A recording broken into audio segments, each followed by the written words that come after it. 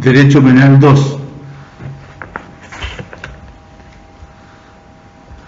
Habíamos terminado en la clase anterior de estudiar el delito contenido en el párrafo 2 bis de la obstrucción a la investigación, artículo 269 bis y 269 ter. Ya habíamos hablado, ¿no es cierto?, respecto del momento en que era el propio fiscal o abogado asistente del fiscal en su caso el que podía incurrir en la comisión de este delito tan grave de obstrucción a la investigación, que, como vimos, consiste en obstaculizar gravemente con dolo específico, a sabiendas, el esclarecimiento de un hecho punible o la identificación de sus responsables mediante la aportación de antecedentes falsos. Esto es muy interesante. Mediante la aportación de antecedentes falsos que lleven al Ministerio Público a realizar, por un lado, o a omitir, por otro, diligencias de la investigación. En eso consiste el delito de sujeto indeterminado, en donde la acción que se castiga es obstaculizar gravemente el esclarecimiento de un hecho punible o la determinación de sus responsables. Bien, y como dije, veíamos también el caso en que era el propio Ministerio Público o el abogado asesor del Ministerio Público el que incurría en esta conducta. Entonces, siguiendo con nuestro itinerario, nos corresponde ahora analizar el párrafo tercero de este título de los crímenes y simples delitos contra el orden y la seguridad pública cometidos por particulares. ¿A qué se refiere este párrafo tercero? Se refiere a una situación que en cierta medida ya hemos analizado antes, claro que desde no diré de otro punto de vista, porque todo se trata del derecho penal, pero por lo menos refiriéndose a otros tipos legales, a otros tipos legales. Es decir, la acción que se castigaba tenía por objeto proteger otros bienes jurídicos. Estamos hablando entonces de la rotura de sellos, de la rotura de sellos. ¿Y de qué sellos vamos a hablar ahora? Anteriormente, dentro de estas concordancias que uno tiene que ir haciendo en el código, sobre todo para acordarse y saber mejor la materia al final. Antes habíamos hablado de la rotura de sello, por ejemplo, respecto de la protección de las garantías constitucionales. Y habíamos tocado indirectamente la rotura de sellos o cierros a propósito de la protección de la garantía constitucional de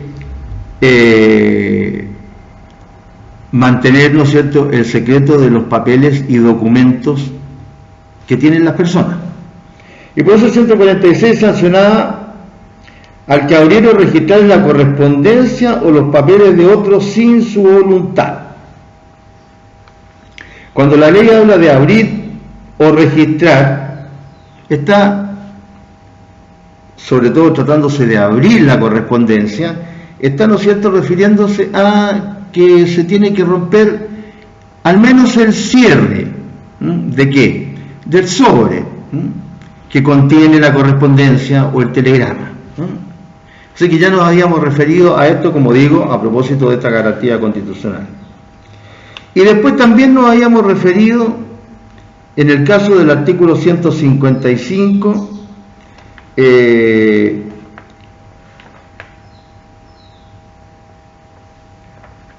los casos de allanamientos ilegales, porque también se trata de allanar acá documentos. El artículo 155 sancionaba al empleado público que, abusando de su oficio, allanara un templo o la casa de cualquiera persona o hicieron registro en sus papeles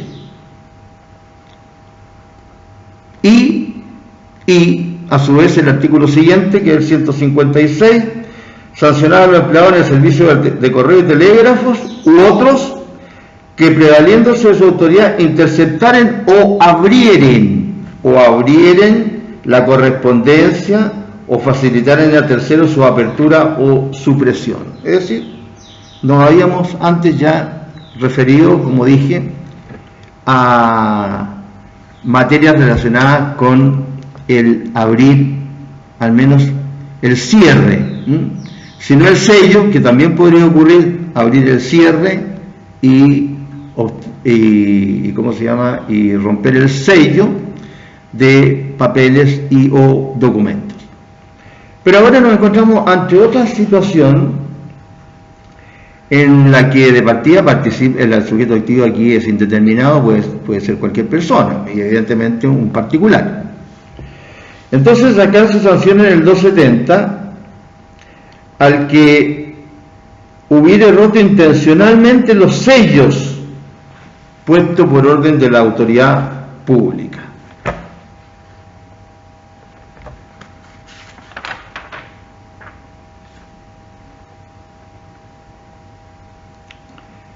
Se me había quedado en el tintero otro recuerdito, antes de seguir adelante, otro recuerdito que es el del artículo 243, 244 y 245, también relacionado con esta materia, que se refieren a lo siguiente, en el párrafo séptimo del título anterior, que se refiere a la infidelidad en la custodia de documentos. En el 243 se sanciona al empleado público que, teniendo a su cargo la custodia de papeles o efectos sellados por la autoridad, quebrantale los sellos o consintiere en su quebrantamiento. Es decir, aquí hay un empleado público, ¿no es cierto?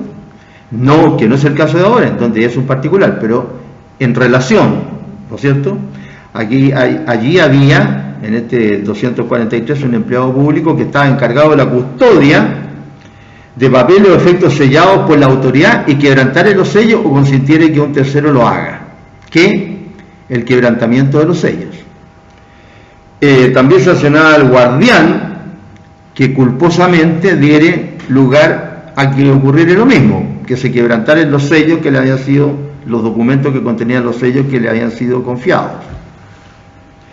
Y luego en el 244 se sanciona al empleado público que abriera o consintiere que se abran sin la autorización competente papeles o documentos cerrados cuya custodia le estuviera confiada. Aquí estamos hablando, ¿no es cierto?, de documentos, ¿no es cierto?, papeles que le estuvieran confiados, y el empleado público abre o consiente que otro abra. Es decir, acá el caso anterior era de romper los sellos, ahora consentir en que se abran los cierros. Y en el 245 se sanciona a los particulares encargados accidentalmente del despacho, custodia de documentos o papeles por comisión del gobierno o de los funcionarios a quienes hubieran sido confiados aquello en razón de su oficio y que dieren el encargo ejerciendo sus atribuciones. Es decir, también a los particulares, pero tratándose, ¿no es cierto?, de ciertos documentos o papeles por comisión del gobierno, que por comisión del gobierno los tiene un particular. Bien, entonces, ahora sí, ya nos habíamos referido a materias relacionadas con esto. Estoy leyendo el código para la relación.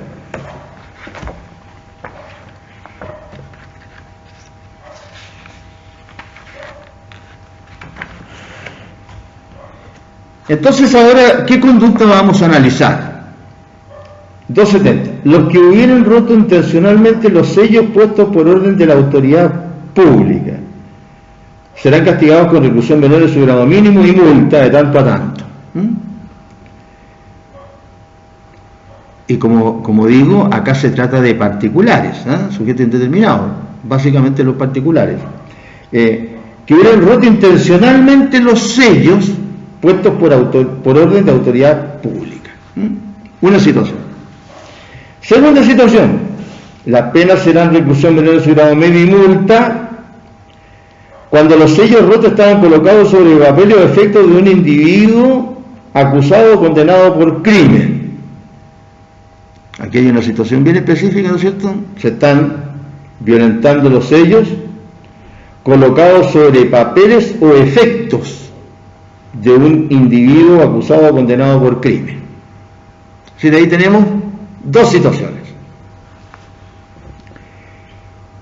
Y luego en el artículo 271, que es el artículo siguiente de este párrafo, se sanciona la siguiente conducta.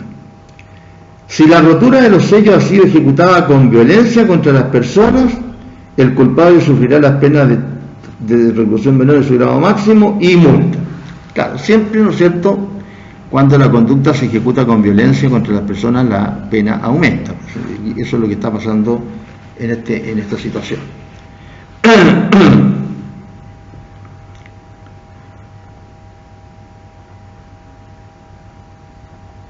Bien, digamos algunas cuestioncitas relacionadas con estas conductas que sanciona la ley. Los que hubieran roto intencionalmente los sellos puestos por orden de la autoridad pública. Bien, esto ocurre muchas veces, ¿no es cierto? Y comúnmente las situaciones en las que más logramos verlos en la práctica, ¿no es cierto? Bueno, salvo el caso ahora que estamos, ¿no es cierto?, con esta pandemia que no se puede salir, pero no se pueden apreciar bien todas las cuestiones que pasan. Pero lo más común es estos casos de clausuras de establecimientos. Clausuras de establecimientos. O por el Servicio de Impuestos Internos o por la autoridad sanitaria, por un lado. Y por otro lado, tenemos los casos en que se pretende resguardar algún sitio. Normalmente el sitio del suceso. Pueden ser otros también, pueden ser otros sitios. Pero normalmente el sitio del suceso, es decir, el sitio en donde ocurrió un delito. Crimen o simple delito. Un delito. Bien, entonces, aquí se trata de sancionar a este sujeto activo indeterminado que hubiera roto intencionalmente, es decir, con doble específico, los sellos puestos por orden de la autoridad pública. Es decir, el sujeto sabe que estos sellos son, si pudiéramos decir, oficiales. Los puso la autoridad pública.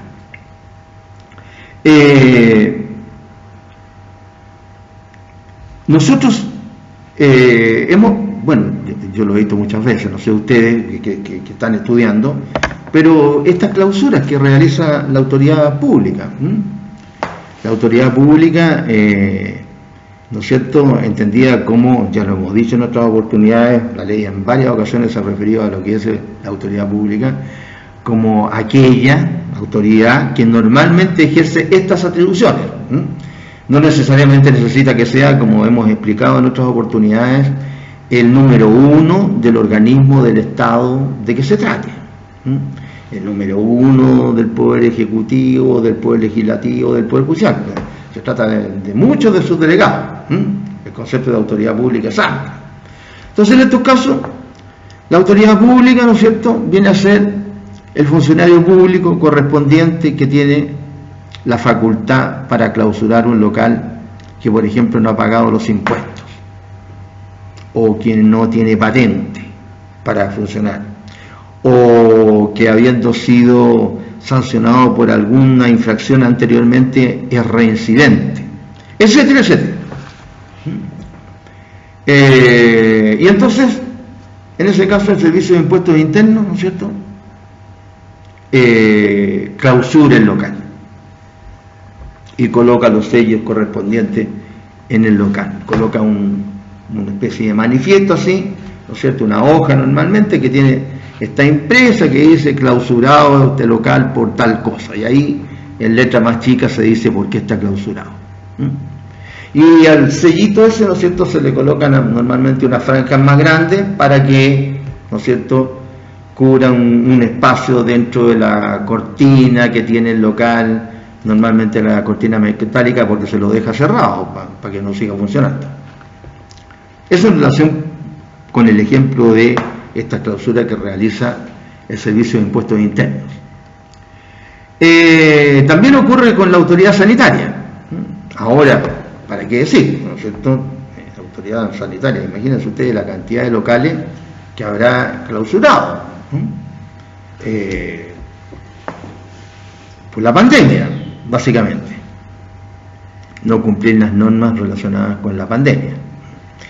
Pero antes de la pandemia también ocurrían estas clausuras de la autoridad sanitaria. De la autoridad sanitaria.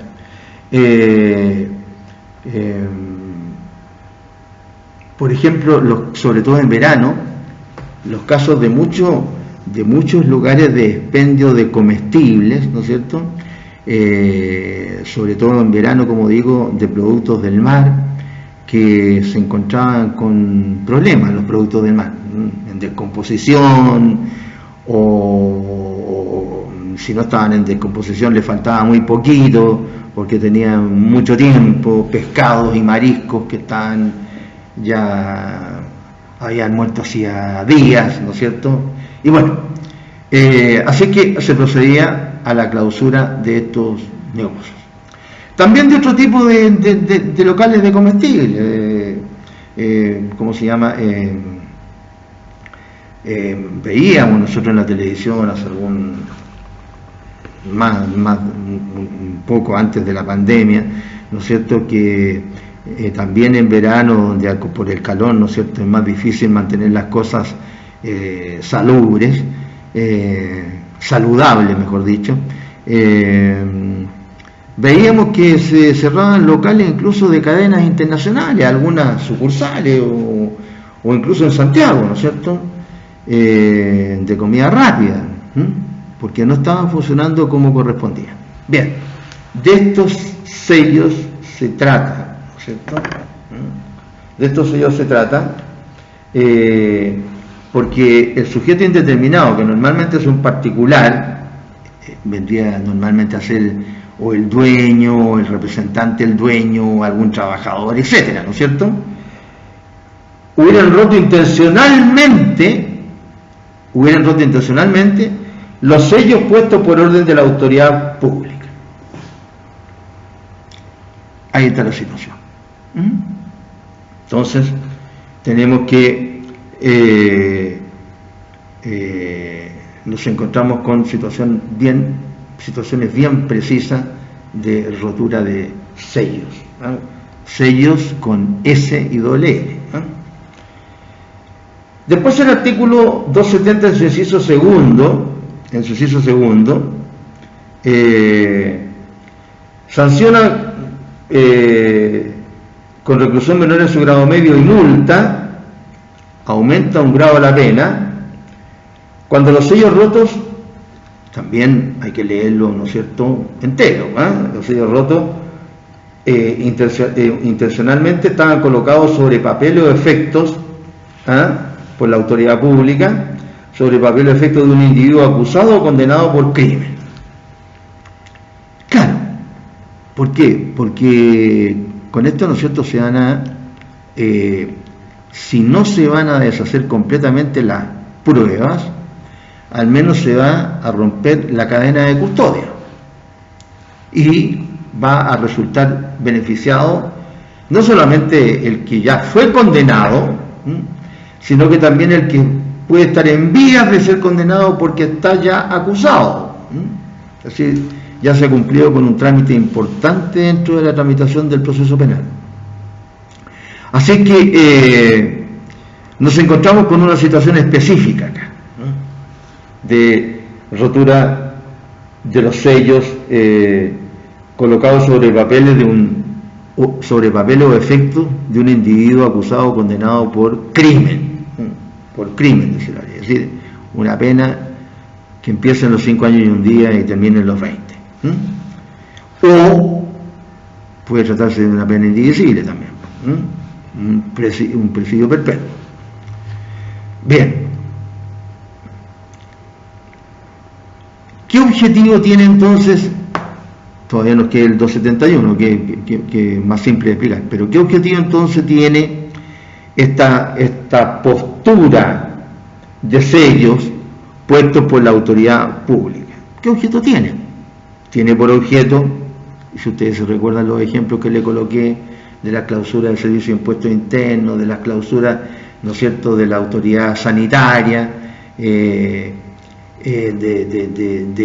aseguramiento, como se llama, del sitio del suceso, tiene precisamente ese objetivo, asegurar la identidad o conservación de una cosa.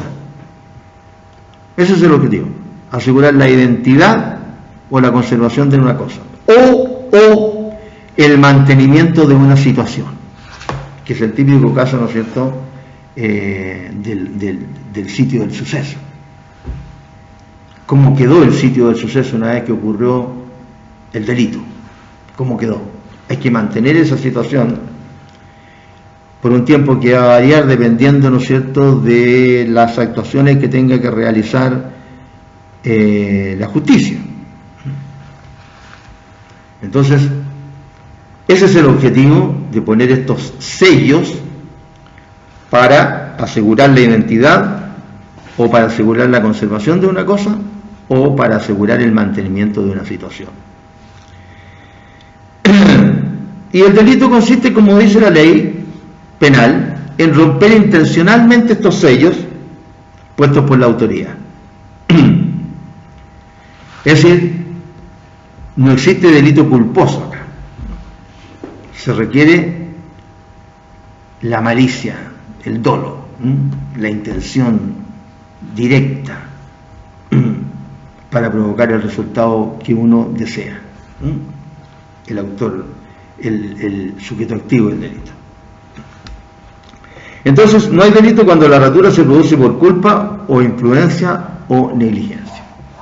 Lo mismo ocurre en el caso del artículo 271, que sanciona con mayor pena todavía, es decir, aumenta este simple delito a su grado máximo en la pena, cuando la rotura de los sellos ha sido ejecutada con violencia contra las personas. ¿No es cierto? Siempre la rotura intencional, ¿no es cierto?, pero fue ejecutada ahora con violencia. Entonces, el legislador ahí le asigna mayor pena. Si uno se fija, las conductas son las mismas. La figura es la misma.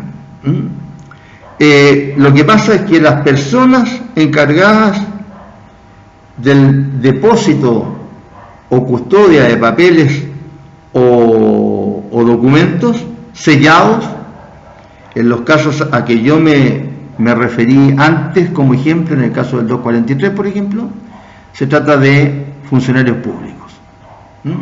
Mientras que ahora se trata de personas que han roto los sellos puestos por la autoridad pública. Lo dice la ley, por orden de la autoridad pública. Y el sujeto activo, el hechor, ¿no es cierto?, es cualquiera persona.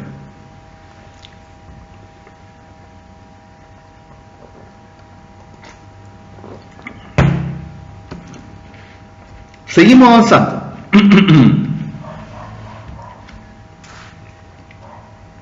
El párrafo cuarto. El párrafo cuarto de los embarazos puestos a la ejecución de los trabajos públicos. Este párrafo cuarto tiene un solo artículo, que es el 272. El 272.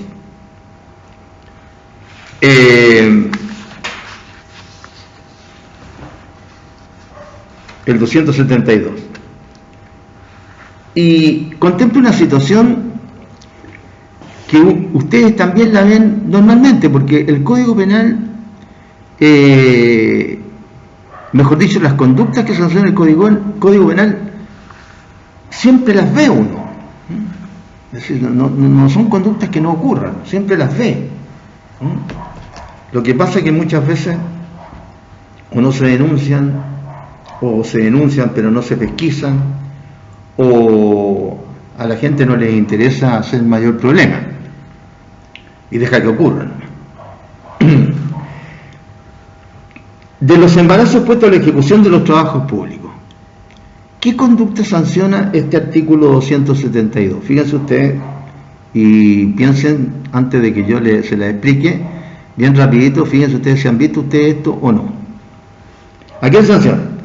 El que por vías de hecho, actuación, ¿no es cierto?, de la persona, por vías de hecho, se hubiera opuesto sin motivo justificado a la ejecución de trabajos públicos ordenados o permitidos por autoridad competente. ¿A qué se opone cualquier persona? Los particulares, en un momento determinado. Sin motivo justificado a la ejecución de trabajos públicos ordenados o permitidos por autoridad competente. ¿Ya se le ocurrió algún caso? Bien. El típico caso de las empresas de algunos servicios, que ni siquiera son empresas públicas, ni servicios de utilidad pública, son a veces son de utilidad pública, como el caso de la luz, o la energía eléctrica, o el agua potable, ¿no es cierto? Pero otros casos son de simple entretenimiento, como puede ser el cable, o el internet, o el teléfono, que ahora brillan por su ausencia, Ahora a veces no prestan el servicio y igual siguen cobrando. Pero bueno, eso es otra cosa. Entonces, supónganse ustedes que llegan a su barrio, y ¿cómo se llama? La empresa de agua potable, por ejemplo, y empieza a hacer un hoyo en la calle, y en la vereda, o en la calle con la vereda, como que, porque no dan explicaciones ni nada, empiezan a hacer el hoyo nomás.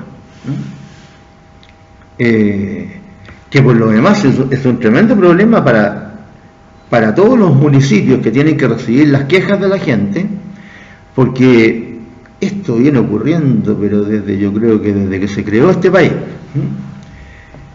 Desde que se creó este país y desde que empezaron a pavimentar las calles y a pavimentar las veredas. Pero basta que pavimenten una calle y quede bien bonita después de todo el tiempo que la gente estuvo esperando, ¿no es cierto? La pavimentan, hay que esperar, se lleven los escombros, cuando se los llevan todos, porque siempre dejan algunos escombros, y hasta pintan, ¿no es cierto?, las señales del tránsito, la división de la calle, etc. Ya. Quedó todo muy bonito después que tuvo que esperar ahí la gente en el barrio, a veces meses de meses. Pasa una semana, 2 semanas, ¡pum!, y aparece la empresa de agua potable, que es la que más aparece, y a romper la calle, recién pavimentada.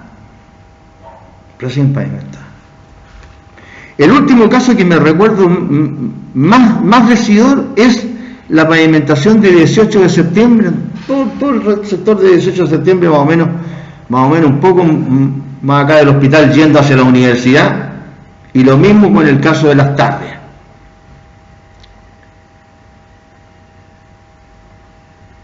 ¿Qué sabía ahí? Y lo mismo con el caso de Las Tardes.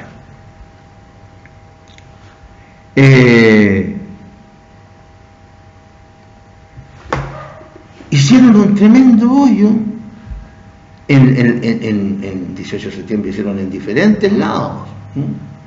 Me recuerdo justo en la esquina ahí donde está la bomba esa que hay ahí en 18 de septiembre, al frente de una bomba de bencina, o sea, la bomba de bomberos con la bomba de bencina, ahí a la salidita de la bomba de bomberos ahí rompieron la calle, los del agua potable. La primera vez.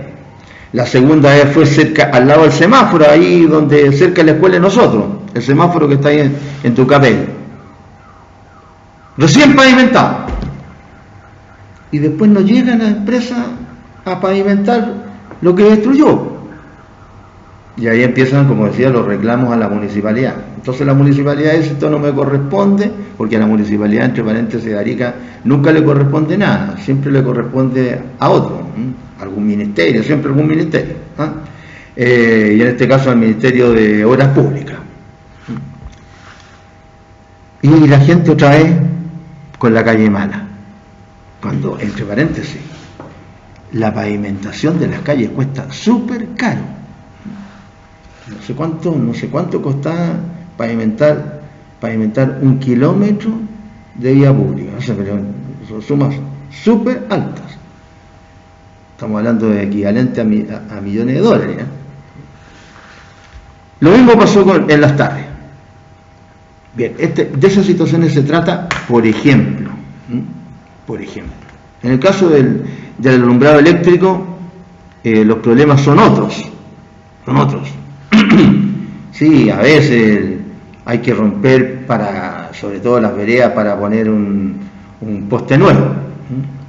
El problema de las empresas del alumbrado eléctrico es otro.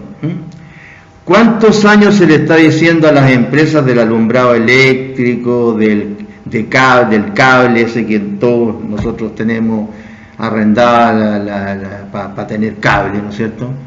¿Cuántos años se le están diciendo por diferentes gobiernos que saquen todos los cables que no sirven y que lo único que hacen es recargar cada vez más los postes? Y obviamente es un atentado en contra de la visual. Y ahí está. Y las empresas siguen sin querer gastar un pesito para sacar los cables que no sirven. Porque supónganse ustedes que hay 6 empresas y hay como 30 o 40 cables. Y ahí está. Y si la municipalidad hace algo, ahí le llaman que la municipalidad, que no tiene en cuenta, etc.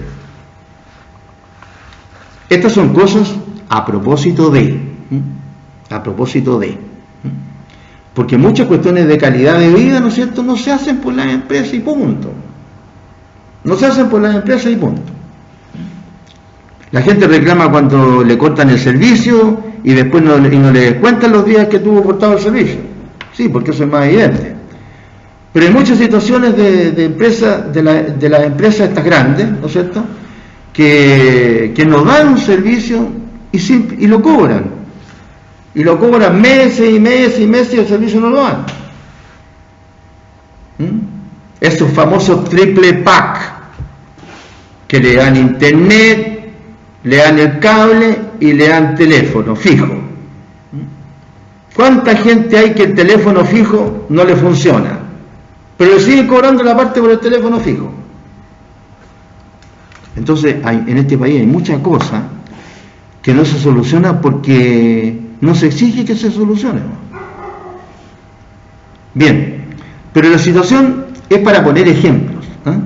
Entonces, acá nos encontramos con que de repente puede llegar una de estas empresas que está autorizada por la autoridad competente para realizar estos trabajos, pero una persona, el sujeto activo, indeterminado, cualquiera persona, se opone a la realización de esos trabajos que, como dice la ley, sin motivo justificado. Se opone sin motivo justificado a la ejecución de trabajos públicos ordenados o permitidos por autoridad competente. Esta autoridad competente, llámese municipalidad generalmente, que es la que autoriza todas estas roturas de calles, de veredas, etcétera, o también puede ser algún ministerio, normalmente. Son menos las situaciones en que, ¿no es cierto?, el Poder Judicial realiza alguna de estas órdenes. Así que normalmente son las municipalidades o algún ministerio. En eso consiste la conducta. Consiste en oponerse por vías de hecho y sin motivo justificado. Sin motivo justificado. Ahora, el motivo justificado va a tener que apreciarlo el juez, ¿no es cierto?, en el caso específico de que se trate, porque los motivos justificados para oponerse pueden ser muchos, de repente, ¿no es cierto?, el hoyo que empieza a ser la empresa X, ¿no es cierto?, a lo mejor va a pasar a llegar a una cañería que se colocó hace poco ahí, como ha ocurrido muchas veces, que la empresa, ¿no es cierto?, por hacer un hoyo rompe una cañería. Entonces, a lo mejor el vecino que sabe que ahí hay una cañería le avisa de que no puede hacer el hoyo porque va a romper la cañería. Entonces, ese es un motivo justificado. O de repente puede haber un árbol ahí, en el lugar donde van a romper. Porque después todas estas cosas no se colocan de nuevo. Se destruyó lo que se destruyó y se destruyó nomás. Bueno, pueden ser muchos los ejemplos. Lo que quiero señalar es que la ley hace exigencias a la persona para que se pueda oponer a la ejecución de un trabajo público que está ordenado o que lo permite la autoridad competente. Y esta persona tiene que oponerse por vías de hecho, ¿no es cierto? Por ejemplo, yendo la misma persona ahí al lugar y decir: yo de aquí no me muevo si es que ustedes siguen haciendo el hoyo, no me muevo acá, van a tener que pegarme a mí con el convito, qué sé yo, con la cosa que tienen para romper el piso. Esas son vías de hecho, o colocando el auto, por ejemplo, etc. Esas son vías de hecho, una actuación, ¿no es cierto?, en el mundo de los hechos, una actuación personal. ¿Se entiende, no es cierto? Bien. Explicado entonces este párrafo cuarto, vamos a pasar al párrafo quinto. Pero antes de eso, vamos a aclarar más todavía este delito de estos embarazos puestos a la ejecución de los trabajos públicos. Acá se trata entonces de los elementos que tipifican este delito, que ya los explicamos, pero los vamos a repetir más ordenaditos si ustedes quieren. En primer lugar, debe tratarse de trabajos ordenados o autorizados por la autoridad. Si no están ordenados o autorizados por la autoridad, se puede oponer hasta sin justificación, ¿no es cierto? Ya. Segundo, el acto de oposición a trabajos públicos es un delito formal cuando se realiza sin motivo justificado. Es un delito formal porque basta con la sola oposición, por vías de hecho, como les expliqué, poniéndose uno en el lugar, poniendo el auto en el lugar, poniendo una piedra, poniendo qué sé yo, vías de hecho. Entonces se perfecciona por la simple oposición, aunque no se obtenga el resultado que se pretende, por el que se opone, porque a lo mejor se opone y hacen el hoyo igual, ¿no es cierto? Es decir, no se obtiene el resultado por el que se está oponiendo con justificación. En tercer lugar, como les he dicho, la oposición tiene que ser manifestada por vías de hecho. Comprende actos materiales de violencia contra las cosas o las personas que pueden dar origen a un nuevo delito. Seguramente ahí va a haber un concurso ideal. Puede ser un concurso no material también. No quieren hacer como se llama caso de su oposición justificada, los que vienen a destruir la vereda o como se llama, la acera, con la autorización de la autoridad, pero no quiere hacer caso de la oposición justificada y agrede a el sujeto activo agrede a alguien, ahí le causa algún tipo de lesión, o le rompe el vehículo en el cual llegaron los de la empresa, etc. Delito de lesiones o daños.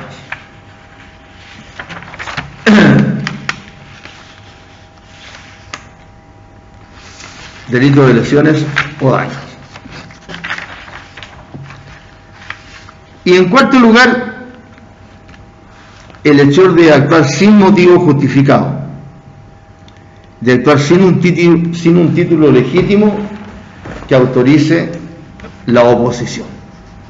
Que autorice la oposición. Ahí entonces tenemos bien ordenaditos los elementos que tipifican este delito de embarazos puestos a la ejecución de trabajos públicos. Embarazos puestos a la ejecución de trabajos públicos. Sigamos.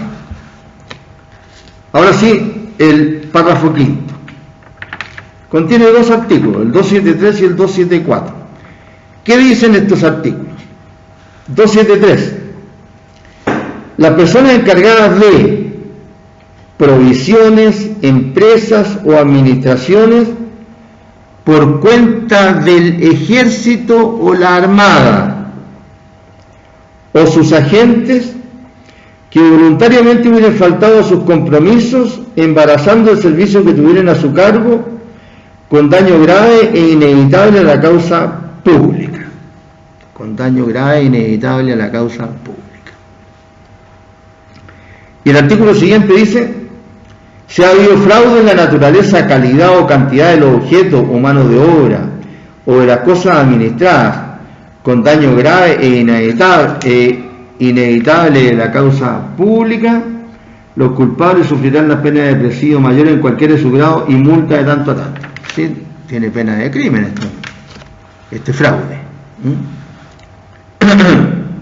Bien. Entonces, ¿de quién estamos hablando? Estamos hablando de personas encargadas ¿de qué? De provisiones, empresas o administraciones por cuenta del ejército o de la armada. Por cuenta del ejército o de la armada. O sus agentes que voluntariamente hubieran faltado a sus compromisos embarazando el servicio que tuvieran a su cargo, con daño grave e inevitable de la causa pública. Es decir, acá el Código Penal solo considera delitos cometidos por proveedores, en el fondo, del ejército o de la armada. Solamente esos proveedores.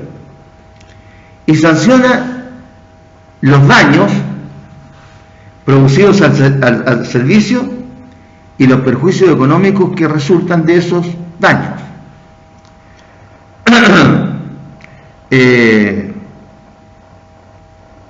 Personas que voluntariamente faltan a sus compromisos de provisión al ejército o a la armada.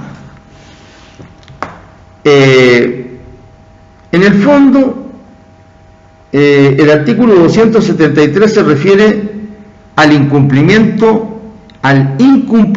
contractual en tiempos de paz.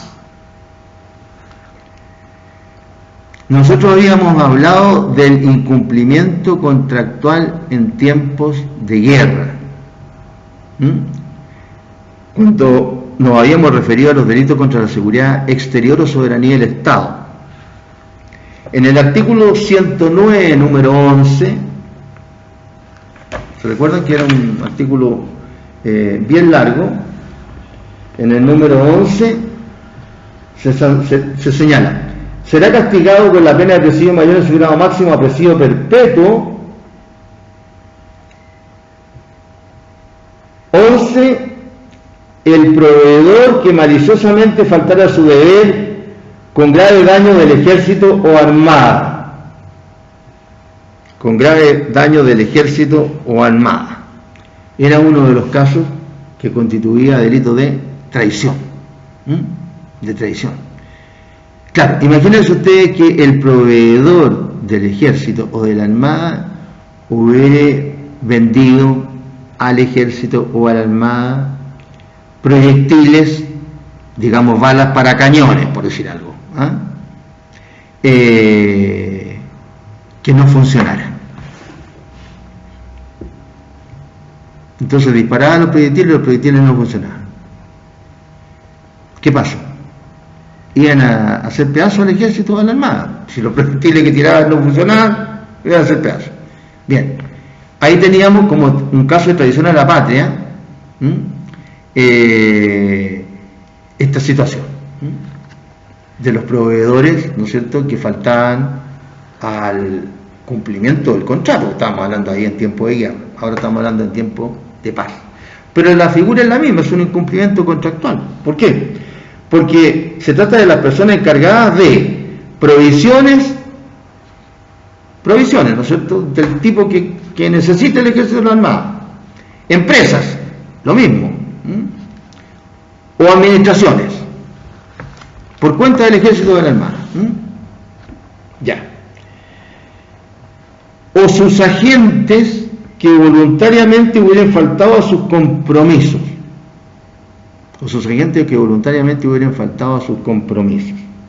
Embarazando el servicio que tuvieran a su cargo con daño grave e inevitable de la causa pública.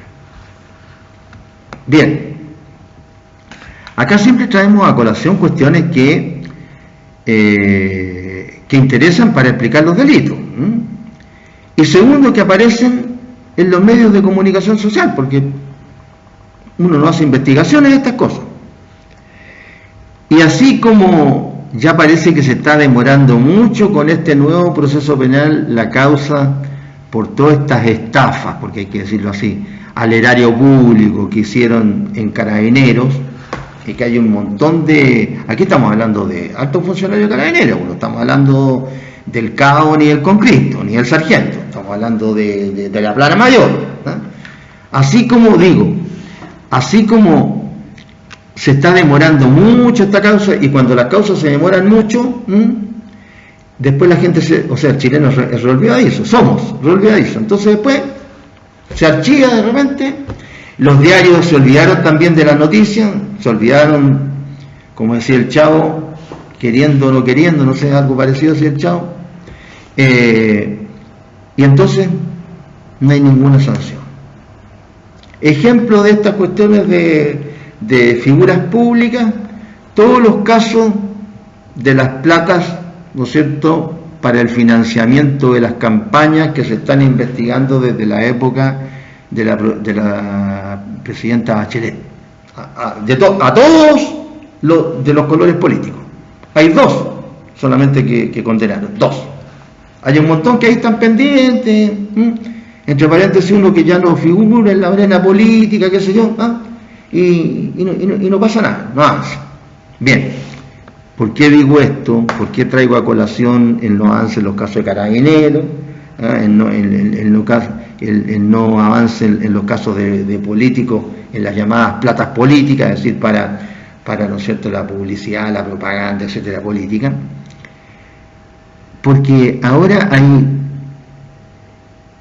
varios casos que se relacionan entre sí en unas platas del ejército. Que hay un proveedor a nivel particular del ejército, no sé, no sé en qué, no sé si todavía estará o ya lo olvidaron completamente y ya fue a esa cuestión tremenda que tenemos en el Ministerio Público que se llama archivo. El famoso archivo, que hay archivo provisional y definitivo. Al archivo provisional llegan rapidito las causas y de ahí pasan al definitivo. Se demoran un poco más, ¿no? Y ahí está. Hay me acuerdo, un general, ex general de apellido italiano, que era el único casi proveedor que tenía en un montón de cosas el ejército. Les vendía esos visores para ver de noche, los cascos que tenían un poco más de cubierto la nuca, etcétera, un montón de cosas. Si alguno de ustedes saben qué terminó, mándenme un correo en qué terminó esa investigación. Yo por lo menos ya le perdí la pista. Tal como una investigación que hay en la Armada, que sé yo, lo mismo, ya le perdí la pista. Claro, ¿por qué? Porque hay tanta cosa nueva, y sobre todo ahora con este flagelo que tenemos, que uno va preocupándose de otras cosas. Entonces, este es el caso de un incumplimiento contractual, pero lo que ocurre es que el daño que le provoca el servicio aquí es grandioso, es tremendo, sobre todo en tiempo de guerra, que se sanciona con pena de traición a la patria, con presidio mayor. Ahora estamos hablando de tiempo de paz, pero en el fondo se trata, ¿no es cierto?, de causarle un grave daño al ejército o a la armada por haber cometido un fraude en el fondo con las provisiones, con las empresas o con el encargo que se le hace. Esa es la idea de la conducta que se sanciona. El término fraude se refiere a la falta de cumplimiento de las obligaciones por parte del proveedor en el cumplimiento de los contratos celebrados, incumplimiento que se refiere a la naturaleza, cantidad y calidad de los insumos a entregar.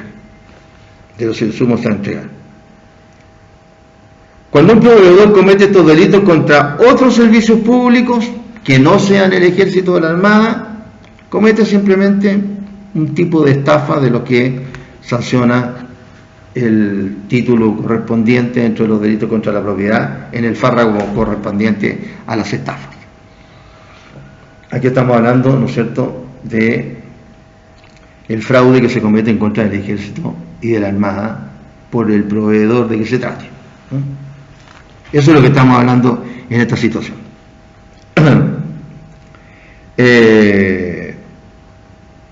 Claro, es un fraude, pero, ¿no es cierto?, a una organización que, por los insumos que requiere, no puede ser objeto de fraude. No puede ser objeto de fraude. Imagínense ustedes, por ejemplo, que a la NASA le dieran, ¿no es cierto?, el combustible para los proyectiles que lanza al espacio, un combustible malo, por ejemplo.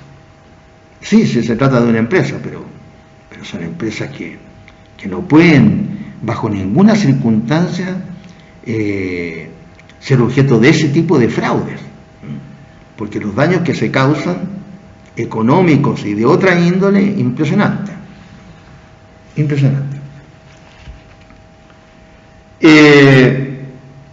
Y en el 274 se dice precisamente eso: si ha habido fraude en la naturaleza, calidad o cantidad de los objetos o mano de obra o de las cosas suministradas con daño grave e inevitable a la causa pública, los culpables sufrirán la pena de presidio mayor en cualquiera de sus grados y multa de 21 a 30 unidades tributarias mensuales. Grave la pena, porque se trata de un delito que se comete, ¿no es cierto?, en tiempo de paz, en contra de un proveedor del ejército o de la armada. Un cumplimiento de contrato que tiene pena de crimen en cualquiera de sus grados, llega hasta 20 años, no es menor esto, por la importancia que tiene, ¿no es cierto?, estos servicios para el país. Bien.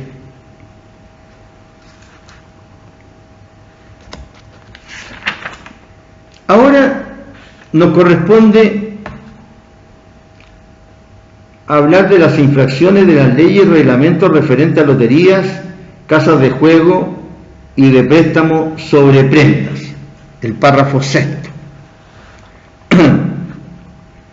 Este párrafo sexto comprende los artículos 275, 276, 277, 278, 279, 280 hasta el 283. Hasta el 283. Y se refieren a diferentes conductas que reciben sanción en relación con el juego.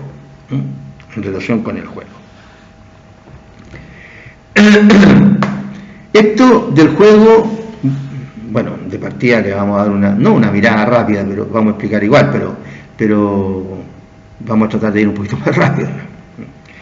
Esto del juego, ustedes ya lo habían estudiado en Derecho Civil, porque en Derecho Civil, ¿no es cierto?, se habla de los cuasicontratos, sobre esta materia. Y ahí los juegos se dividen en lícitos e ilícitos, según si en los juegos predomina la inteligencia o la destreza de los jugadores o la pura suerte, mejor dicho, o simplemente el azar, más elegante, pero la pura suerte. Así que de eso es de lo que se trata.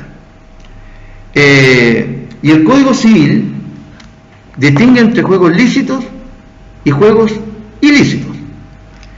Y para el Código Civil los juegos lícitos son aquellos en los que predomina la inteligencia o la destreza sobre el azar. Y se regulan como contratos aleatorios en los artículos 2259 al 2263 del Código Civil. Son contratos aleatorios. Y los juegos, esos son los juegos lícitos, en los que predomina la inteligencia o la destreza sobre el solo azar o suerte. Y los ilícitos, al revés, predomina la suerte o el azar sobre la destreza o la inteligencia. Y estos están legislados en los artículos 1466 y 1468 del Código Civil. No dan derecho ni acción para exigir el pago de lo ganado, pero no podrá repetirse lo que ya se haya dado o pagado a sabiendas de su ilicitud, y tienen un objeto ilícito.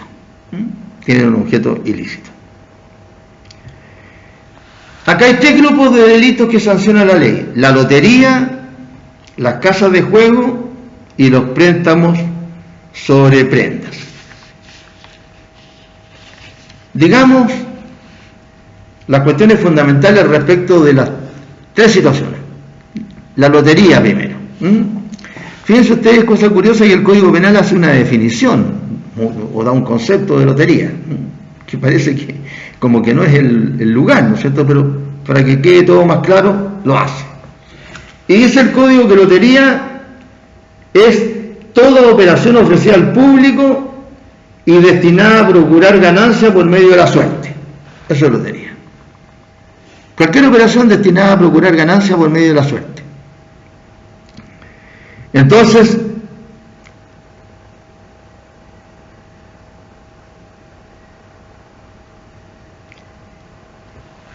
¿a quiénes sanciona el Código en virtud de este ¿cómo se llama? Concepto de lotería? A los que realizan este juego.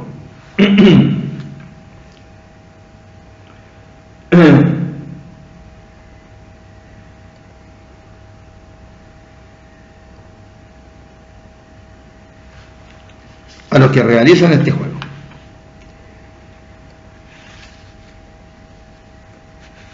Fíjense ustedes que en el artículo 276 se sanciona a los autores, empresarios, administradores, comisionados o agentes.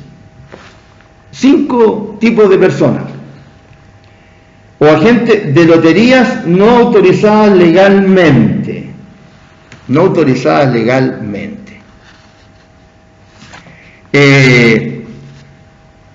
Una explicación.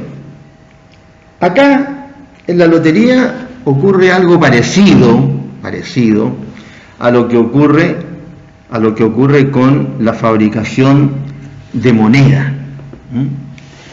Nosotros habíamos dicho en su momento, cuando hablamos de estos delitos relacionados con la moneda, que en el caso de la fabricación de moneda, también hablamos del cercenamiento, ¿no es cierto?, de la moneda, de la falsificación de la moneda y del uso indebido o de circulación de la moneda, uso malicioso. Hablamos, como digo, de la fabricación, falsificación, cercenamiento y falsificación o uso indebido de la moneda. Y habíamos dicho a propósito de la fabricación que lo que el código señalaba al sancionar que el Estado chileno tiene el monopolio sobre la fabricación de la moneda. Entonces, por eso es que el código castigaba al que fabricara moneda no estando autorizado para ello. Aunque la moneda, dice, fuera de igual calidad, peso y ley. Pero no era el que la estaba fabricando el que estaba autorizado por el Estado de Chile. ¿Por qué? Porque el Estado de Chile se reserva el monopolio para fabricar moneda. Bien, acá ha ocurrido una situación parecida. ¿Por qué? Porque estamos hablando de la lotería.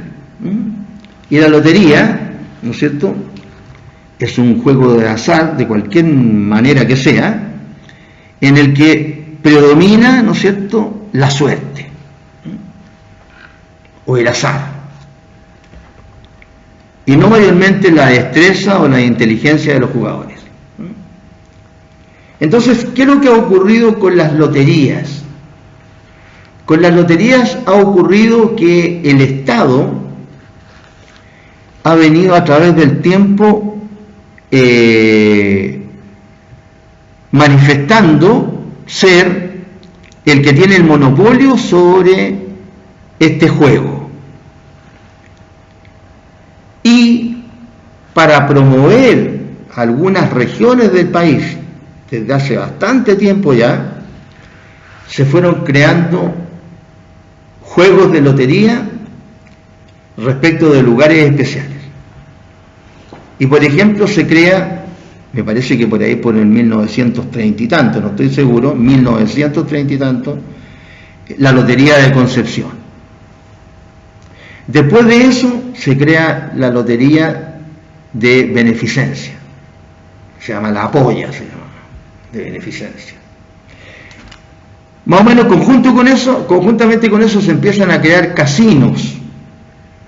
Y según tengo entendido, uno de los primeros casinos, o si no fue el primero, fue el casino de Viña del Mar. Aquí mismo en Arica se creó en los años 60, en Puerto Libre, el casino de Arica, 1960. Y no sé si hubo otros antes, o otros después, de todas maneras, sobre todos estos juegos en los que predomina el azar, que, como dijimos delante, de acuerdo con la definición que hace el Código Civil, es un contrato ilícito porque tiene objeto ilícito, y lo único es que no dan derecho para repetir lo que se haya dado o pagado en virtud de ellos. Es un contrato ilícito. Entonces se ha venido abriendo la posibilidad de ejercer estos juegos de lotería de manera autorizada. Y ha sido el Estado de Chile, repito, el que para promover ciertas regiones del país ha ido autorizando estos juegos. Y fue creando estas loterías y luego, ¿cómo se llama?, los casinos en los que hay los tipos de juegos que tienen que ver con la suerte, ¿no? Con la suerte. Si ustedes juegan a la ruleta y dicen, a ver, yo apuesto al negro o al rojo, tiene que salir o el negro o el rojo.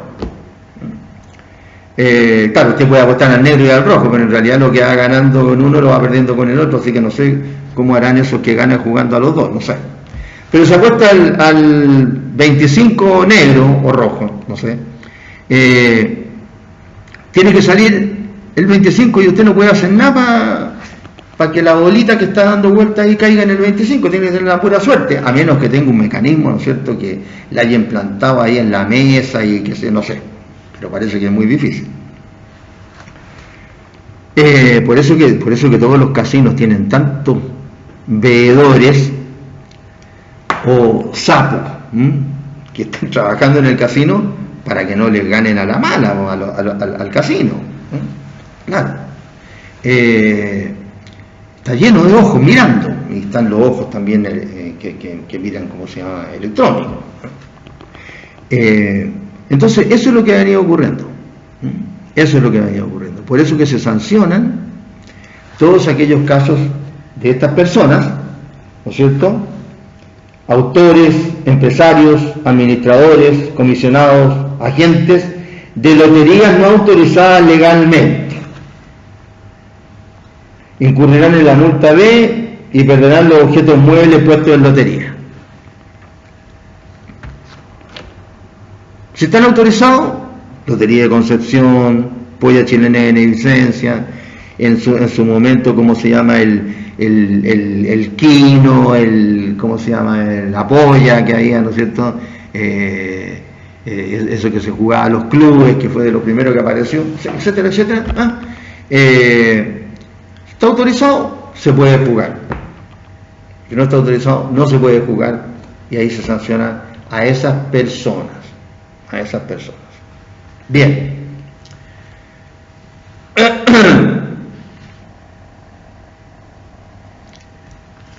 Entonces, dice la ley que perderán los objetos muebles puestos en lotería. Ya. Después, si los objetos puestos en lotería fueren inmuebles, la pena será multa de 21 a 30 unidades tributarias mensuales. O sea, cuando se trata de que lo que está puesto en lotería son inmuebles, entonces, en vez de perder los muebles, como en el caso anterior, como ahora se trata de inmuebles, lo que se aumenta es la multa. Y en caso de reincidencia se les aplicarán además la reclusión menor en su grado mínimo. Bien.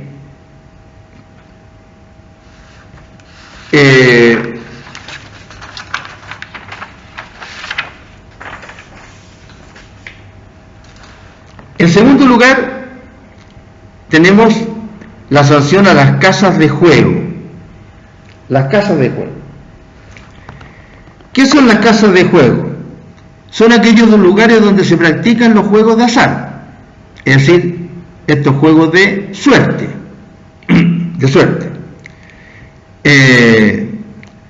en lugares específicos no autorizados por la ley. Ya lo dijimos, ¿no es cierto?, que los juegos de suerte o de azar son aquellos en que la contingencia de ganancia o pérdida depende exclusivamente o en forma decisiva de la suerte o de la casualidad, pero no de la inteligencia.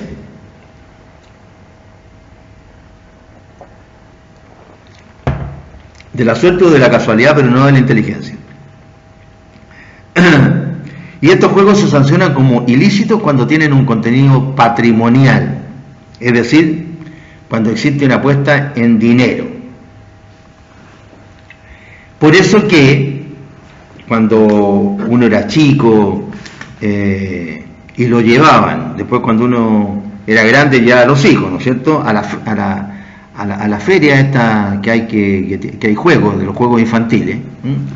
En algunos stands habían algunos juegos, Entonces, para que no lo sancionaran, si uno ganaba, no ganaba plata. Si uno ganaba juguetes, dulces, etcétera, pero no plata. Si ustedes, por ejemplo, le tiran una pelotita, ¿no es cierto?, a botar un mono y lo botan, le dan otro mono, o qué sé yo, al juego que jueguen, no le dan plata. Se jugaba la lotería, esa que uno jugaba en la casa con, ¿no es cierto?, un cartón de cartón, y que hay varios números y que son normalmente 15, ¿no es cierto?, y el que le achunta primero se gana la lotería. ¿Qué es lo que le dan? Le dan un tarro de durazno, 2 tarros de durazno, una botella de no sé, pues se podía dar de una botella de trago, no me acuerdo. No le daban plata. Para participar uno sí pagaba plata, porque estaba pagando un servicio, ¿no es cierto? Sí, pero no le daban plata. Bien. Ahora, ¿cuándo los juegos de azar son sancionados?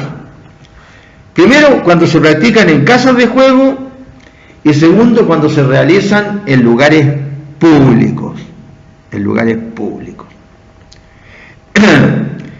¿Cuáles son estas casas de juego en donde se sancionan estos juegos de azar? Los garitos, porque existe una organización y una explotación comercial. Lo dice el artículo 277. ¿A quién se sanciona? A los banqueros, dueños, administradores o agentes de casa de suerte, envite o azar. Serán castigados con reclusión menor en cualquier de su grado y multa de tanto a tanto. Bien. en todas estas películas de gángster de la época de la ley seca, estaba prohibido vender trago y estaban prohibidas las casas de juego. No sé si ustedes, me imagino que habrán visto estas películas, ¿no es cierto? Y por eso es que, como siempre se las ingenian los delincuentes, ¿no es cierto? Habían barcos ahí en estos dos ríos inmensos que son el Mississippi, Missouri, ¿eh? El Mississippi y el Missouri, que en un lugar confluyen, pero bueno, son tremendos ríos. Y según las leyendas, según las películas, la gente se subía, no era un barquito el que andaba, andaban barcos, eran barquitos casinos, estos que tienen la rueda atrás, ¿no es cierto?, que tienen ese sistema para avanzar, desde que se inventó la máquina de vapor, ¿no es cierto? Bueno, y se subía, supóngase usted, a las 9 de la noche o a las 10 de la noche, y el barquito regresaba al lugar donde lo había subido a las 6 de la mañana. Y mientras tanto, todo el mundo adentro está en un casino flotante, pero flotante que no estaba estacionado, sino que avanzaba. Bien, entonces se sanciona a diferentes tipos de personas: banqueros, dueños, administradores o agentes de ¿qué? De casas de juego de suerte, de casas de juego de envite o de casas de juego de azar.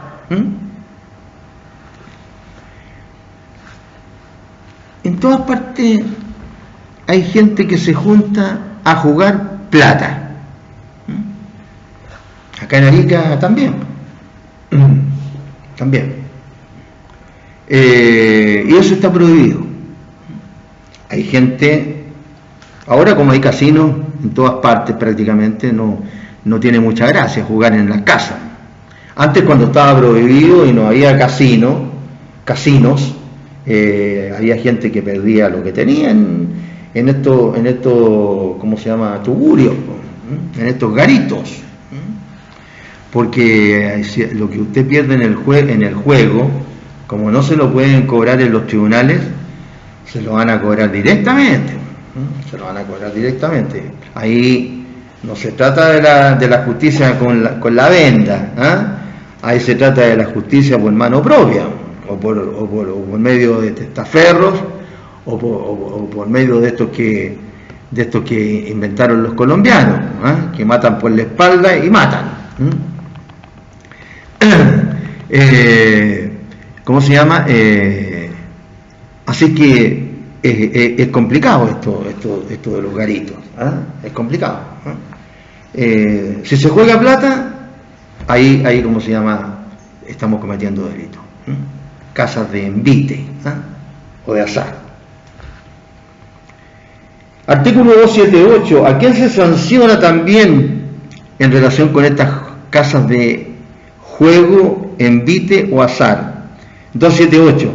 Los que concurrieren a jugar a las casas referidas sufrirán la pena de reclusión menor de su grado mínimo o multa de tanto a tanto. Aquí ya no solamente se sanciona, como vimos en el caso de la lotería, al que negocia, en el fondo, el que se hace de plata con la lotería, sino que aquí en la casa de juego se sanciona tanto al que negocia con la casa de juego como también se sanciona a los que concurren a jugar ahí. O sea, si en una casa están jugando 10, todos están cometiendo el delito. Todos están cometiendo el delito.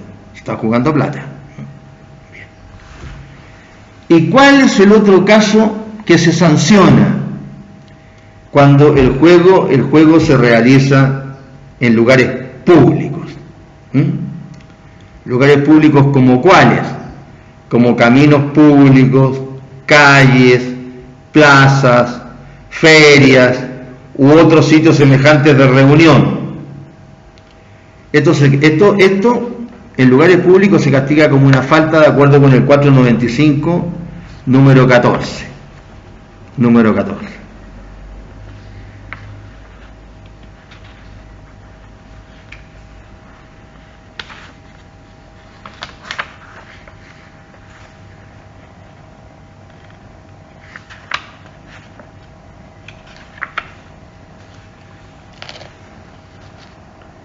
será castigado con multa de 1 unidad tributaria mensual. Número 14.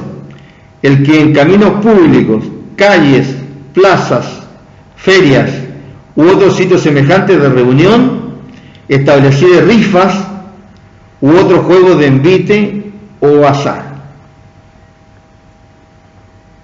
Estableciere rifas u otros juegos de envite o azar.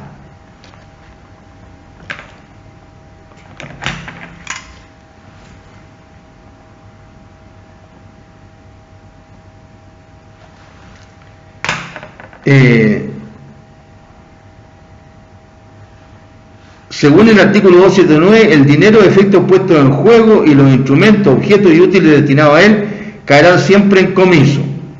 Todos los dineros requisados en estos lugares caen en comiso.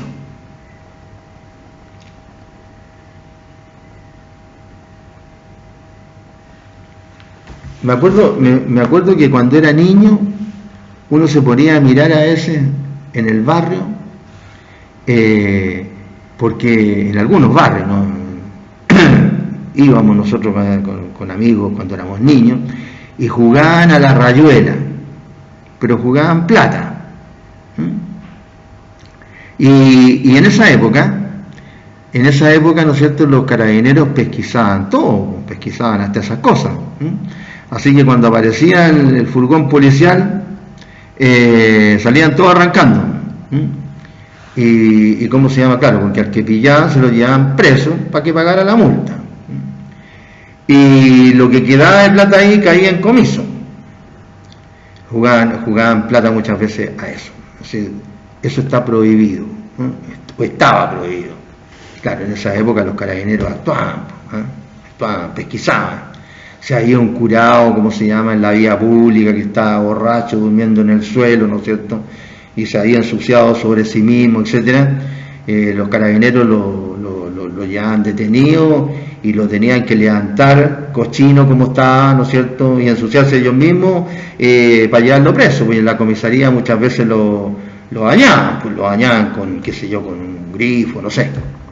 Ahora, ¿ustedes creen que un carabinero se va a dar la molestia de llevar en el furgón a un curado que está durmiendo en la vía pública?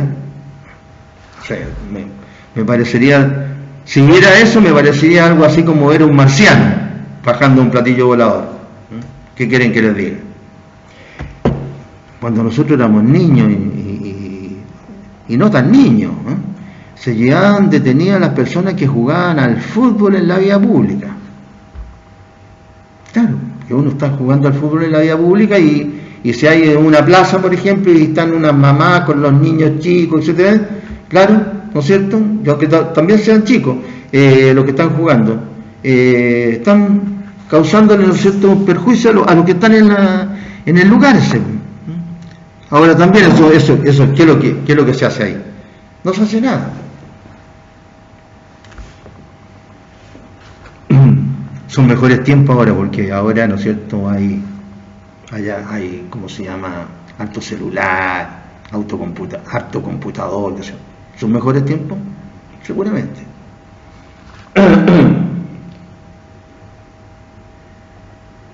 Entonces tenemos que no se puede jugar en sitios públicos a estos juegos, ¿no es cierto?, de azar.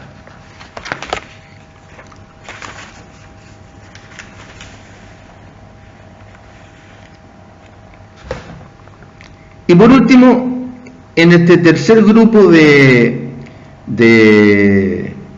sanciones están las sanciones que tienen que ver con las casas de préstamos sobre prendas. Es decir, las casas de préstamos también están reguladas. Y nosotros tenemos en Chile una casa de préstamos, que ahora con la pandemia no sé si estará funcionando o no.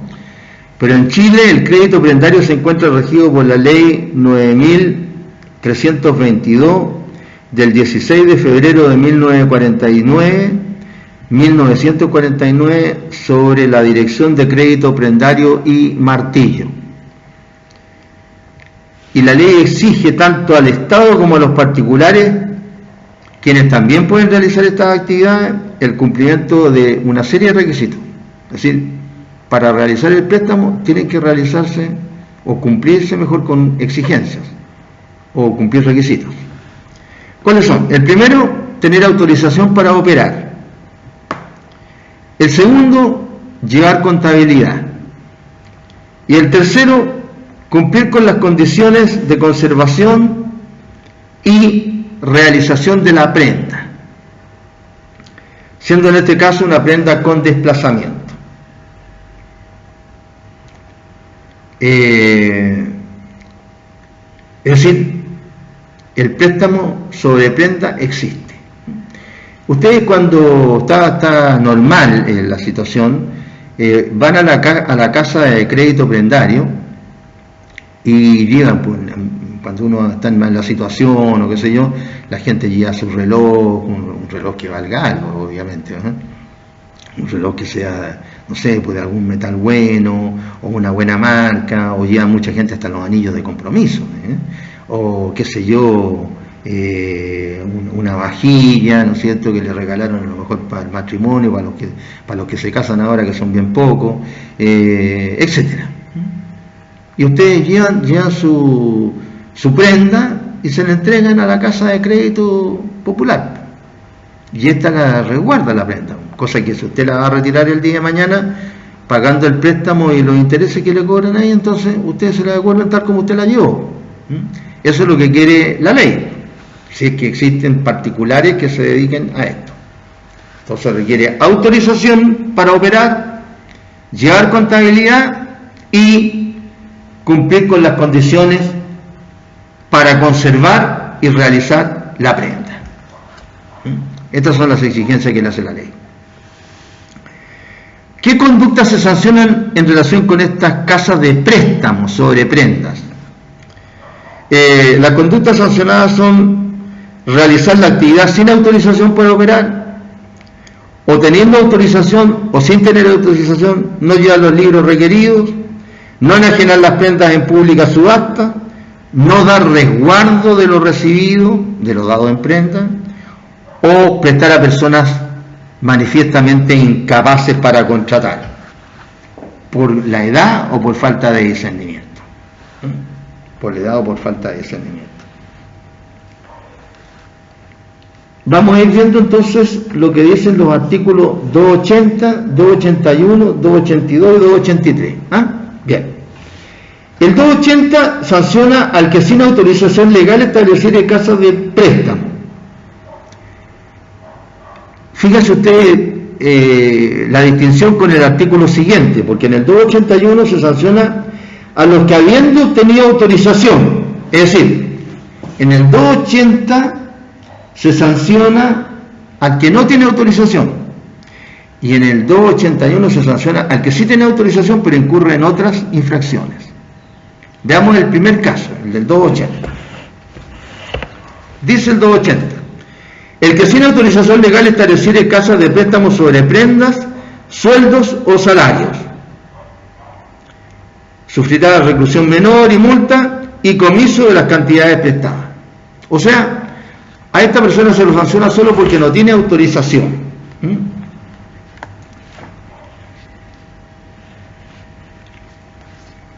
Solamente por eso. No tiene autorización para operar la casa de prenda. Ahora vamos a ver el caso del que sí tiene autorización pero incurre en otras infracciones. 281. Los que habiendo obtenido autorización no llevaren, este tiene autorización pero no lleva libros de contabilidad, ¿cierto? Lleva libros de contabilidad con la debida formalidad, asentando en ellos sin claro ni entre renglones las cantidades prestadas, los plazos de intereses, los nombres y domicilios de los que la reciban, la naturaleza, calidad y valor de los objetos de la prenda y las demás circunstancias que fijan los reglamentos que le deberá dictar el presidente de la República, incurrirán en las penas de multa de tanto y tanto. Bueno, no sé, ustedes si están en cuarto año, no sé en qué parte de derecho comercial ustedes irán, pero yo me recuerdo que en derecho comercial se enseñan a los comerciantes y los libros que deben llevar los comerciantes. Entre ellos están una serie de libros de contabilidad. Bueno, a eso se está refiriendo la ley. Está sancionando a este que tiene autorización, pero no lleva los libros de contabilidad de acuerdo a cómo se lo exige la ley, en el fondo. Las mismas penas se impondrán a los que no hagan la enajenación de las prendas con arreglo a la ley y reglamento. Claro, si es que lleva los libros de contabilidad, ya, este cumple con tener la autorización, lleva los libros de contabilidad, como lo dice la ley o el reglamento, pero la prenda misma, llegado el caso, no la enajena de acuerdo con las leyes o los reglamentos. No la enajena de acuerdo con las leyes o los reglamentos. Entonces ahí también es sancionado. El otro caso es el del que les señalé también, el del prestamista que no diere resguardo de la prenda o seguridad recibida. Claro, es una de las exigencias de aquel que lleva libro de contabilidad, dar resguardo de la prenda o de la cosa que recibe. Es una prenda con desplazamiento, es una prenda con desplazamiento, es decir, la prenda que uno le entrega al prestamista. Se desplaza de uno, sale de uno y va a parar al prestamista, y este tiene que guardarla para resguardarla y entregarla cuando sea requerida por el pago. Bien, aquí se sanciona al que no da resguardo de la prenda o de la seguridad que ha recibido. Y por último, se sanciona al prestamista que hiciere préstamos de la clase indicada en los artículos precedentes a una persona manifiestamente incapaz para contratar. Incapaz para contratar, ¿por qué? Por su edad, si se nota que es un niño, por ejemplo, si es menos de 18 años, o se le pide el carnet y no tiene, o parece que tiene menos de 18 años, o tiene de frente menos de 18 años en el carnet, o falta de discernimiento, o sea que se note, ¿no es cierto?, que padece de alguna lesión de tipo cerebral que demuestra en los hechos que es una persona incapaz. O sea, no se puede aprovechar ni de un niño ni de un tonto. Claro, porque sería estaría cometiendo una estafa, ¿cierto? Bien. Entonces ahí tenemos los casos de sanción de los casos de lotería, de casas de juego, envite o azar y de casas de préstamos sobre prendas. Tenemos que pasar al párrafo siguiente, que es el párrafo 7. Crímenes y simples delitos relativos a la industria, al comercio y a las subastas públicas. De las subastas públicas.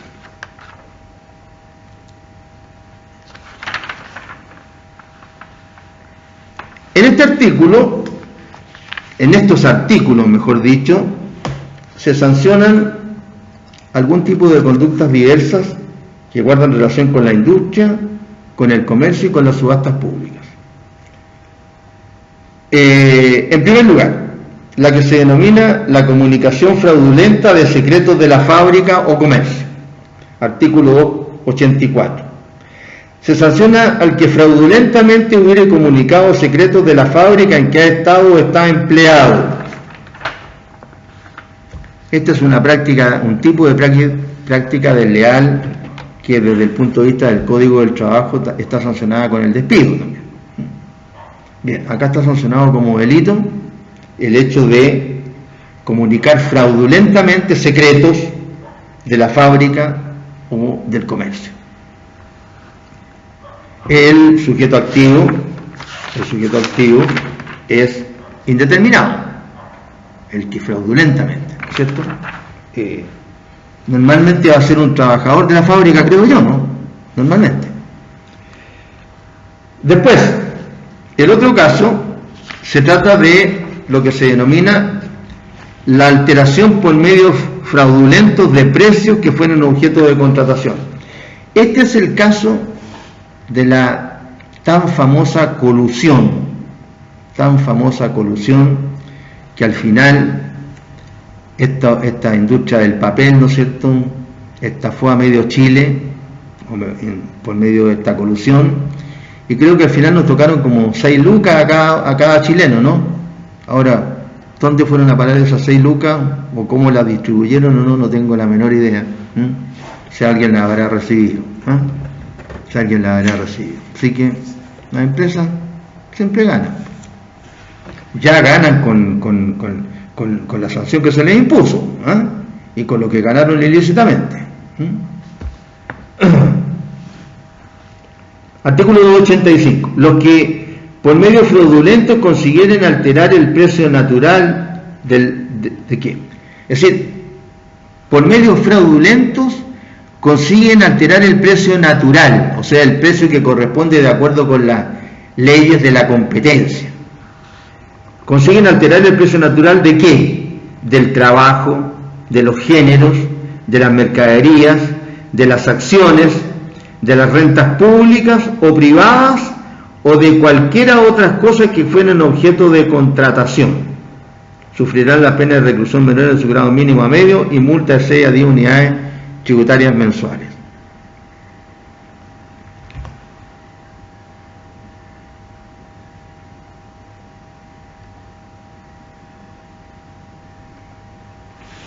La última modificación que tengo yo acá en el código es la del 18 de marzo de 1996 en relación con este artículo. Yo tengo algunos recortes acá que guardan relación con lo que ocurría en su momento, y se señalaba en su momento que de hecho se absolvieron a estas personas, se las absolvió. En seminario organizado en el año, Fiscalía y penalistas advierten dificultades que tendrá la aplicación de la nueva ley que sanciona la colusión.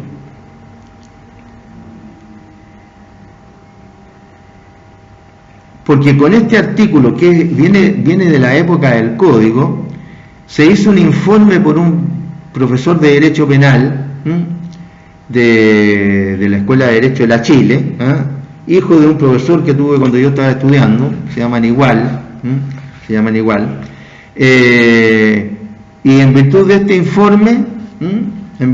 informe, no podía aplicarse a esta situación nueva de la colusión sobre las acciones respecto ¿cómo se llama? De estas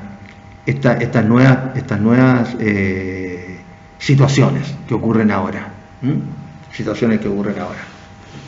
Así que después ¿cómo se llama? Se modificó, la presidenta Bachelet promulga ley que restablece pena de cárcel por colusión, nuevas penas para las empresas y personas culpables de delitos de colusión, y la facultad del Tribunal de la Libre Competencia para indemnizar a posibles víctimas son algunas de las medidas que implementará la normativa.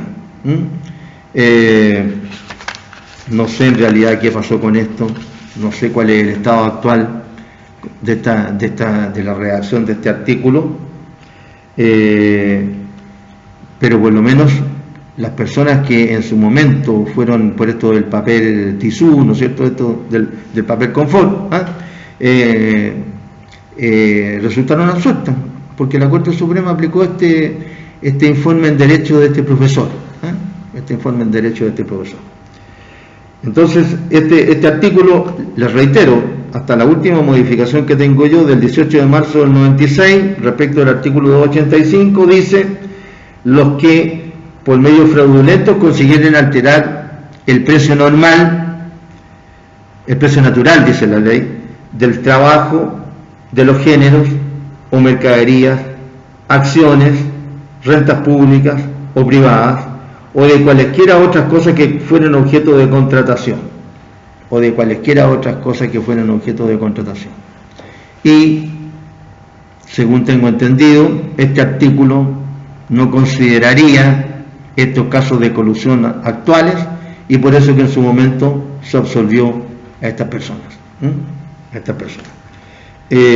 Yo en este código que tengo fotocopiado, lo tengo fotocopiado justamente para que estén las modificaciones que se han hecho al código, y tengo algunas modificaciones hasta del 2019, pero acá tengo la última del 1996, así que me imagino que estará todo igual. Así que les hago la salvedad para que ustedes lo sepan. Y después, el 286 señala el caso de la alteración a que se refiere el artículo 285 cuando recae sobre bienes de primera necesidad. O sea, también alterar el precio natural del mercado respecto del trabajo, género, mercadería, etcétera, pero ahora, cuando este precio natural se altera fraudulentamente, cuando recae sobre mantenimientos u otros objetos de primera necesidad, además de las penas que en él se señalan, se impondrá, etcétera. No sé si este papel higiénico sería considerado de primera necesidad y además ¿cómo se llama? No sé si este artículo estaba vigente en ese momento. Y por último, el artículo 287 sanciona a los que emplearen amenaza o cualquier otro medio fraudulento para alejar a los postores en una subasta pública con el fin de alterar el precio del remate. El empleo de amenaza o cualquier otro medio fraudulento para alejar a los postores en una subasta pública con el fin de alterar el precio del remate. Claro, esto ha ocurrido muchas veces, no sé si seguirá ocurriendo. Se han hecho reportajes, en los tribunales andan algunas banditas de delincuentes que de manera indirecta amenazan a la gente, y los jueces, como que esa no es su función, pues estamos hablando de juzgados civiles normalmente. El último reportaje que vi fue hace algún par de años atrás, no sé, 4 o 5, en donde en la torre en la que figuran los juzgados civiles en Santiago, donde trabajan los juzgados civiles, andaban unos delincuentones por ahí y que de manera así tranquila, subrepticia, de manera indirecta, amenazaban a los postores en las subastas que ellos querían para ellos, porque hay subastas en las que los precios son bastante bajos y entonces quieren subastar la especie, y si llega alguien que tiene alguna platita, ¿no es cierto?, y quiere subastar la especie, en la plata que tiene, a lo mejor la plata que tiene es mayor a la que pueden ofrecer estos sinvergüenzas que andan tratando de alterar el precio del remate. Entonces ahí es donde el tribunal, ¿no es cierto?, señala, bueno, nosotros no podemos hacer nada, no podemos hacer nada en contra de esta gente, sabiendo, y sobre todo ahora que hay cámaras y todo, sabiendo que andan todos los días ahí y que son delincuentes habituales, pues se dedican a esto. Así que esto ha existido desde hace mucho tiempo, de estos famosos testaferros que utilizan hasta en los remates públicos, que se realizan en la Secretaría del Tribunal por el Tribunal. ¿Para qué decir los remates que se realizan los martilleros? Cuando hay un auto bueno que va a salir en un precio muy barato, entonces hay un testaferro que aparece rematándose el auto y al final no se lo rematan al auto, el testaferro, etcétera, etcétera, etcétera, y resulta rematándoselo hasta el martillero, y resulta, como se llama, que nunca pasa nada con esta costumbre. Aquí mismo en Arica han sido sancionados en el tiempo que estoy trabajando yo, pero en el que trabajaba, ejercía mi labor en los tribunales, sancionaron a varios martilleros, y la mayoría de las sanciones, ¿por qué era? Porque recibían el precio del remate y no lo entregaban al tribunal.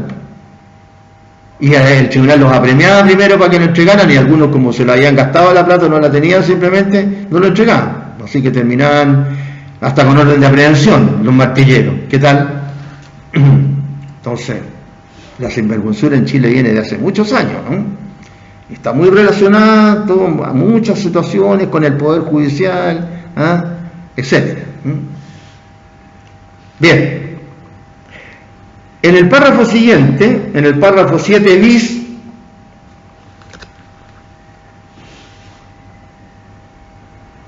se creó este párrafo hace poco tiempo, el 2018, que se denomina de la corrupción entre particulares, que tiene por objeto sancionar ¿cómo se llama?, tanto a un empleado o mandatario como a aquel que no es empleado o mandatario, sino que viene de afuera, en el precio a realizar una especie de cohecho, para interferir en las ofertas, Yo les he contado a veces los cuentos, ¿no es cierto?, de cómo se abren las ofertas en las licitaciones públicas, porque yo participé en su momento, el año 92, en la licitación pública del Casino de Arica, que se hacía en ese momento.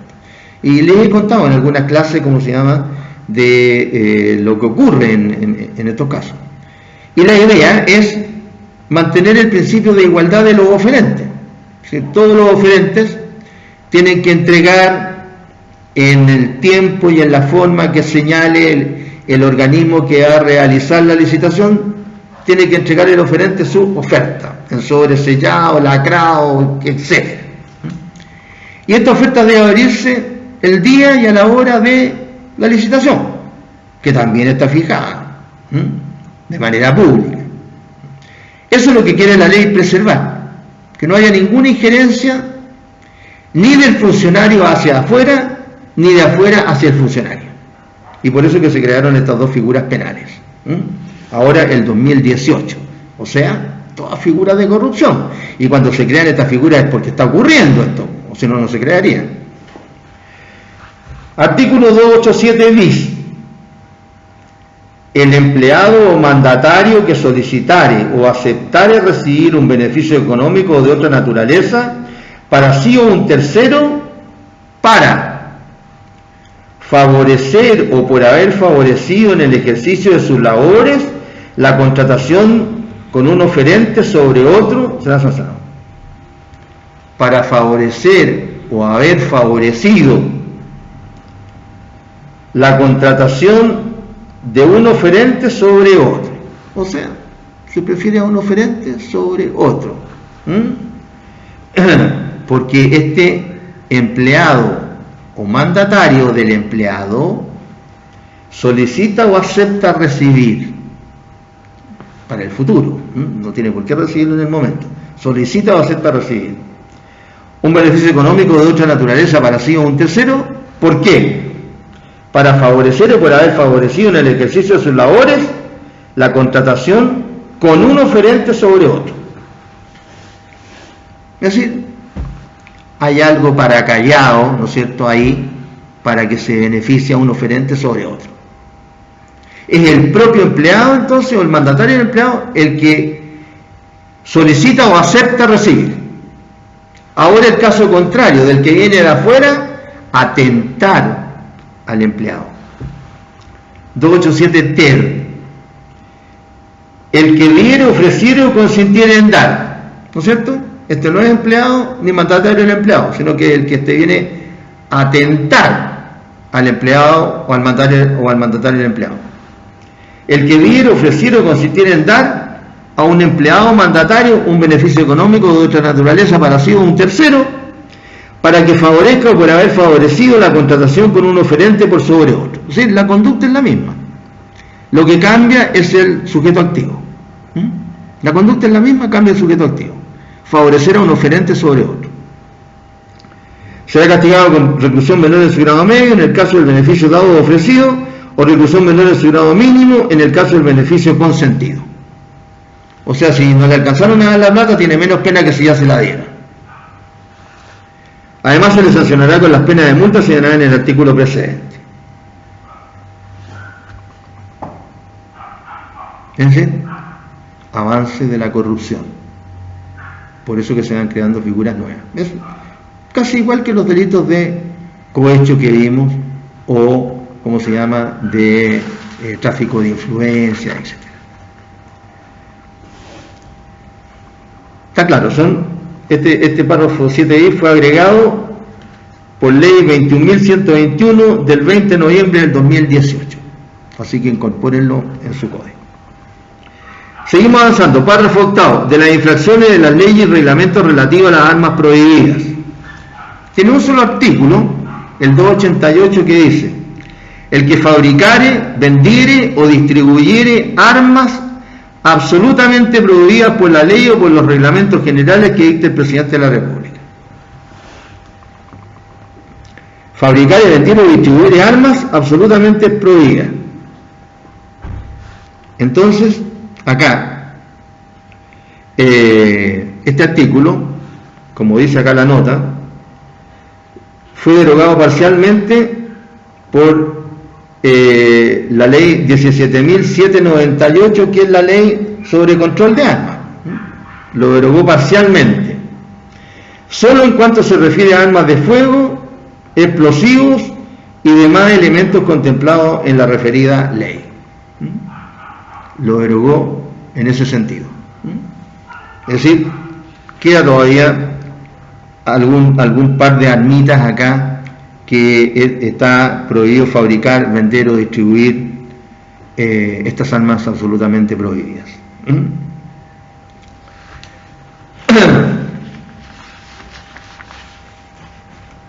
Y por último, tenemos un articulito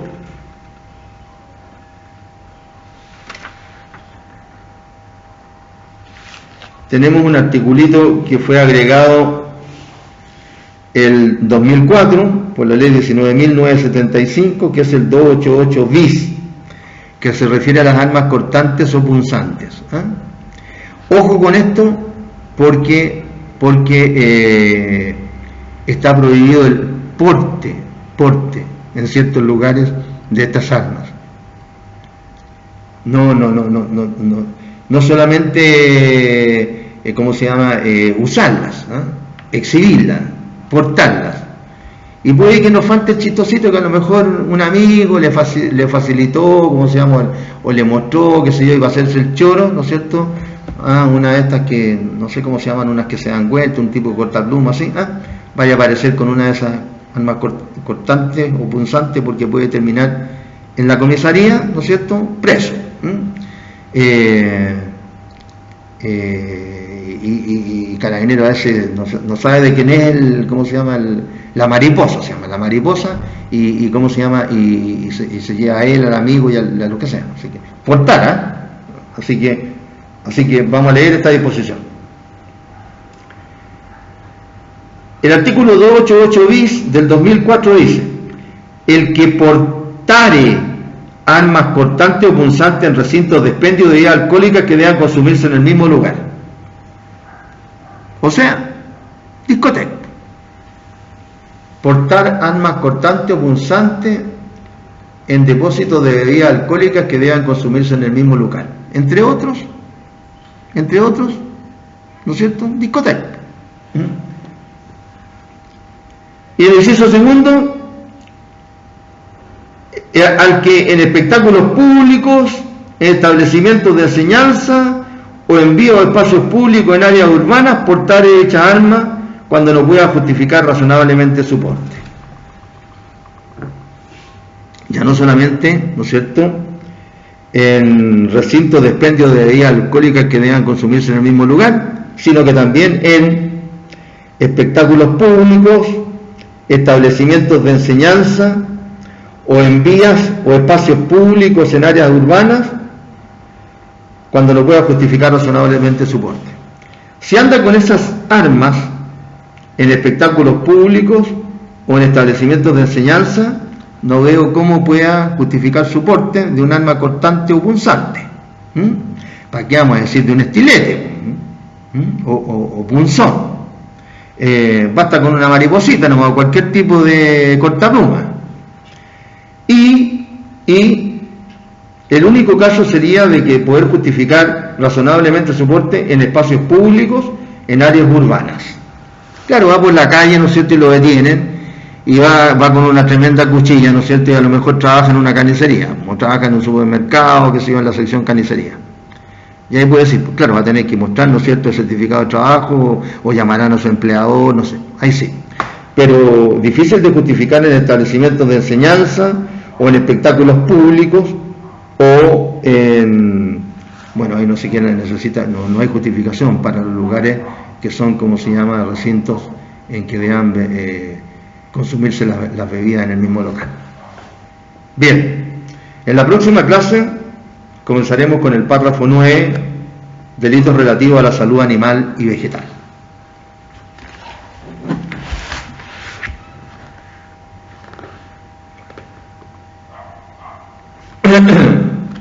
Delitos relativos a la salud animal y vegetal, artículos 289 artículo 289, 290, 291, 291 bis. Y también trataremos las asociaciones ilícitas, las amenazas de atentado contra las personas y propiedades y la evasión de los detenidos. La evasión de los detenidos. Y si alcanzamos, veremos los crímenes y simples delitos contra la salud pública. Bien, jóvenes, nos vemos en la próxima clase.